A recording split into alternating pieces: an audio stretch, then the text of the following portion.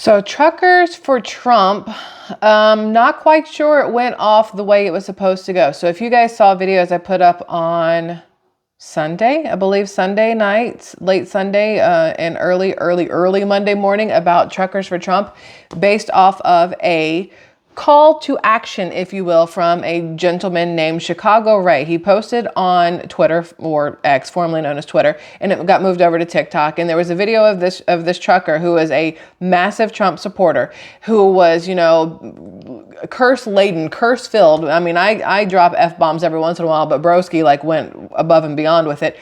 But basically went through this 3-minute rant, if you will, about how truckers need to stop taking loads into New York City because of what New York City has done to Donald Trump with the $355 million fines with interest that has been placed upon him for everything that has transpired when it comes to getting loans for real estate assets and everything else. Even though technically he's paid everything back already, I'm still not 100% sure how they came up with this fine that they've levied upon him and the interest that they expect him to pay. I will say Grant Cardone's wife started a GoFundMe for President Donald Trump, and the last time I had talked about it, it was at $410,000. As of right now, the last time I checked, it was over $600,000 that has been donated to President Trump through this GoFundMe that was set up by Grant Cardone's wife. Grant Cardone, who also happens to be massive in real estate, just like Donald Trump is.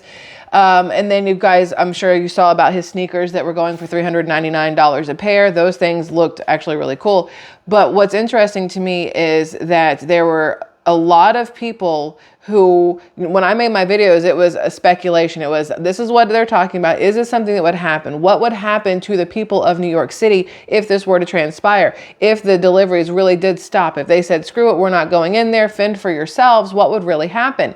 And from what I'm hearing from viewers like you, from subscribers, is there seems to be less trucks than normal, but that doesn't mean that they have stopped delivering to New York City to be exact, not the state of New York, but New York City to be exact. There are truckers out there who have refused to go to New York City for the longest time because of how difficult it is to get in and out, because of the tolls that they have to pay to go to New York City, because of every other thing that the city of New York has levied upon truck drivers, that they don't want to go there. They're like, man, this is like the last place I would want to be. Now you add in the illegal immigration and all the immigrants that are there and the ruckus they are causing. And I can understand why truckers in general would not want to go into New York City. There's probably a lot of other cities they don't want to go into as well, with all of the issues that are going on in our country right now, with the fees of everything, with tolls. I mean, tolls, in my opinion, are just ridiculous. Everywhere you go these days, it feels like there's a toll for something. But I was looking online trying to see, have there been any other truckers that stood up? Because Chicago Ray put out his video on Friday about, let's call to action. Let's stop delivering to New York City, truckers for Trump 2024. And then 72 hours later, he took it down. He said, listen, I'm not trying to be the face of a cause, and I wasn't trying to start a cause or whatever else, but that's exactly what his initial video was doing. It was meant to, fire people up and get them on board with patriotism and with standing beside somebody they believed in, President Trump, and sticking it to the man, basically, which would be the New York City justice system and what they did to President Trump. So he did, whether it was unwittingly or not, he did start a cause and a movement. And for him to back out of it, I feel is kind of like, really, dude, like it was your idea. You can't just back out because it went viral. He did say he pulled his video down because his grandson saw it on TikTok. And maybe it's because of all the language that he used, or maybe it's because a lot of comments that came in for it were very angry comments. And there were some that were very violent and anger filled. And, maybe his grandson reading that wasn't something he really wanted him to see. And I commend him for that, for thinking of his grandson. But he did start this thing in motion.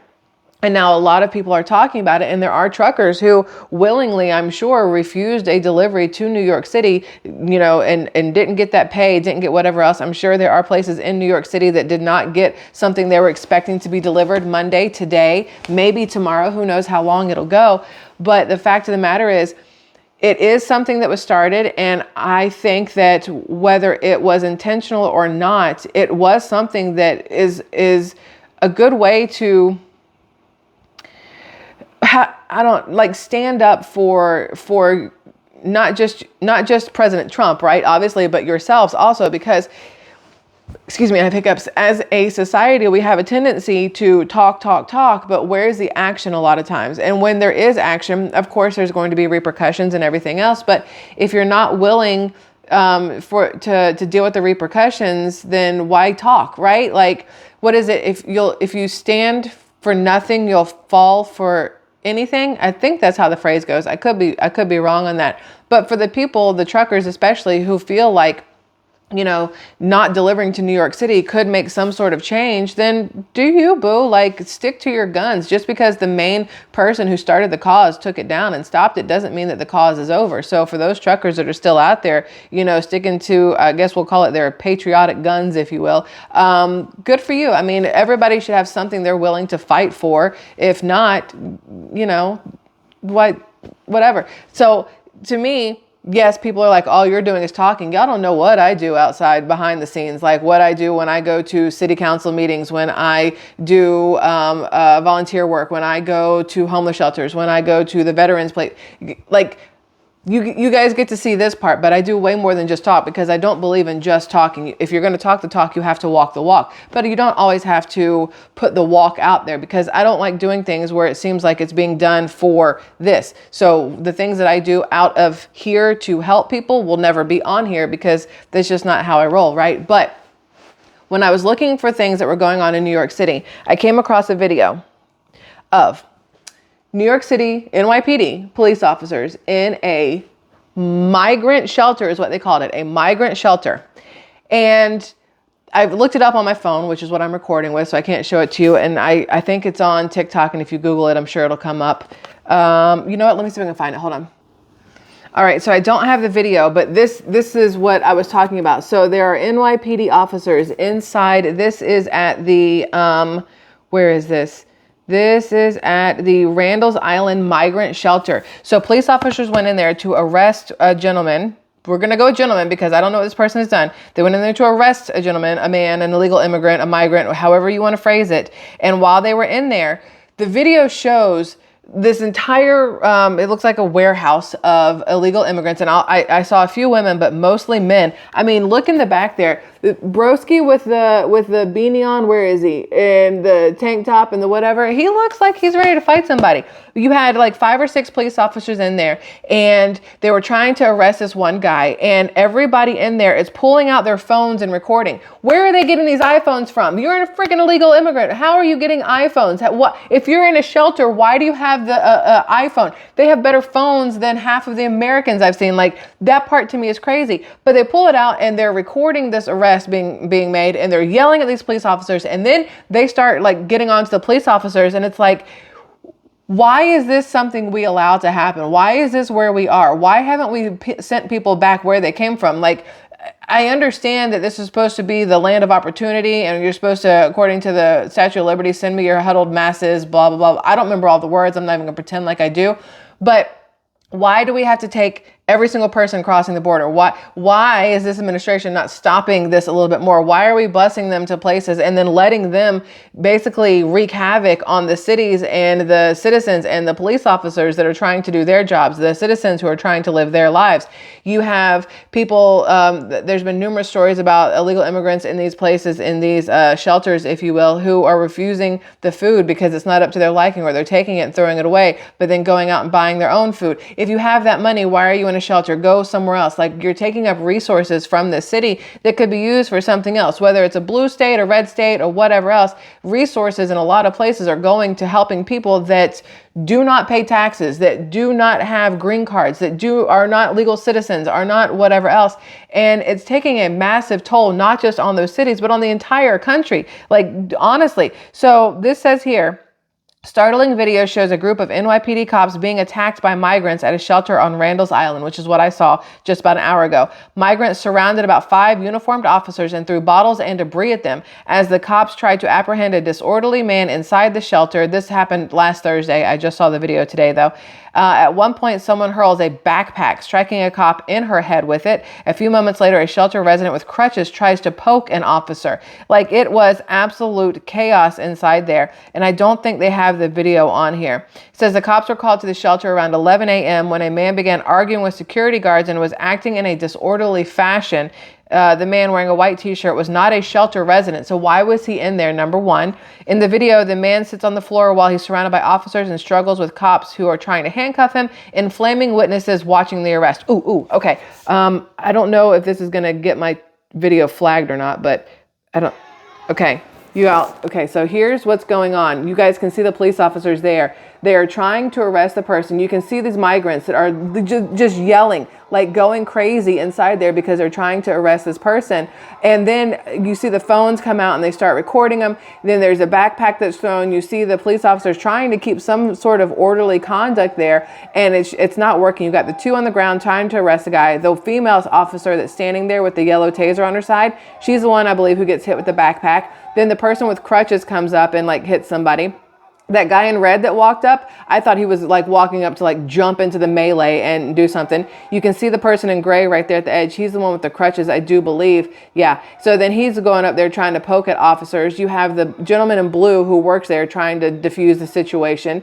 But everybody with cell phones recording, people yelling. And the person that is being arrested is not even part of that migrant shelter. So why are they so bent out of shape? Number one. Number two, why is that guy in there? Number three, why are we allowing this kind of, I don't even know what kind of word. Why are we allowing this to happen? Just plain and simple. Why are we allowing this to happen? Why is this something that is okay? And we're actually inviting it in by allowing the people to cross the border, by our administration not doing something to stop things like this from happening. I mean, this is absolutely ridiculous to me. They went in there for one man and everybody else lost their ever-loving minds because the police were trying to do their job to arrest somebody who was being disorderly. You and I try that, we're going straight to jail. This entire group of people, why not? Why is there no repercussions there? So they're able to get the man up off the ground. I don't know what I just did. I hit a button. Anyway, they're able to get the man up off the ground and get him into cuffs, it looked like. And then, but I mean, he is struggling like crazy. Y'all see that? I mean, the struggle is real. They back down on the ground again because he refuses to stand, refuses to be arrested, which nobody really wants to be arrested. You know what I'm saying? But these videos like this are popping up more and more and more. It's not just New York, of course, it's Chicago, it's places in Texas, it's places in other cities. And people are going to say, well, you shouldn't have been a sanctuary city. Well, you should have thought of that before you voted. And I fully agree with a lot of these things. However, not everybody there voted for these things. Not everybody in these sanctuary cities can just pick up and move out. A lot of them did not vote for these to be sanctuary cities and they are stuck there. Just because your state is blue doesn't mean at one point it wasn't red. Just because you're living in a red state doesn't mean you're blue. Just because you're living in a blue state doesn't mean you're red, or however that's supposed to go. Y'all know what I'm trying to say. Things like this, these things are getting out of hand. So on top of, the truckers for Trump not wanting to deliver to New York City, on top of migrants just going batshit crazy in New York City, I can see why people are like, New York City has become like the shit stain of the US. And it's true. New York City, when I was younger, was absolutely amazing. It was gorgeous. And then, 9/11 happened and it feels like everything has been downhill since then, not because of necessarily the people. When 9/11 happened, everybody came together, not just the city, but the entire country. Hell, the world came together to kind of, show support and things for everybody that's lives were lost and everything that everybody went through following the attacks on 9/11. But since then, it's just, I don't even know how to explain how every time we've seen New York, it feels like it's just gotten worse and worse and worse. And it's not everywhere, obviously, in the city, but there's enough of these moments of altercations with immigrants and things like that I'm not going. I refuse to take my child there, even though she wants to see the big buildings, even though she wants to go back to the Statue of Liberty, all these things.